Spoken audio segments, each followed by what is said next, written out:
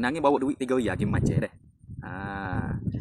Jadi ambo tubik Kapupek dak daripada Kapupek ke Aceh. Jadi duduk di Kapupek Wakaf Kapupek itulah.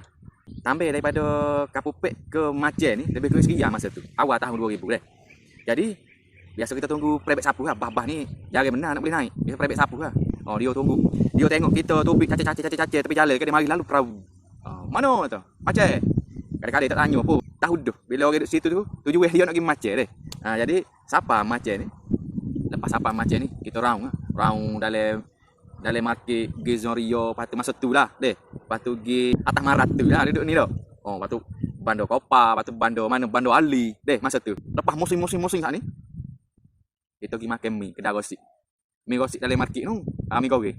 Goreng Himna. Jadi tadi 3 ya. Tambah lagi 1 ya, habis dah. Tinggal 2 ya. Lepas tu masuk dalam market tadi lepas pada musim-musim tu makan mi gosip pula. Seria pula situ. Mi goreng tak? Mi goreng kau mi celup kau. Dengan syarat minum air batu kosong lah. Kalau minum air teh obeng kena pula. Jadi habis 2 ya situ. Habis 2 ya, habis makan apa saat ni. Nak klik ni. Sebelum nak balik tu kita tengok musim-musim sekali lagi. Wah ngelah ke. Musim lepas tu kita pergi tunggu sebelum depan Mara tu lah. Kita tunggu depan tu adalah mari. Mana? Dia tak pek mana 30. Sebut dah. Jadi kita pergi berapa orang? Seorang je. Kita tolong Rangers macam time tu. Tak pergi ramai-ramai. Dia bawa duit 3 ya. Nak pergi ramai-ramai mana? Lama pergi dengan saya. Saya suruh belanja. Berapa kita? Deh. Hamba sebut nama deh. Kena kau bepok mi ke. Allah. Ramai lah lama lah nak nunggu.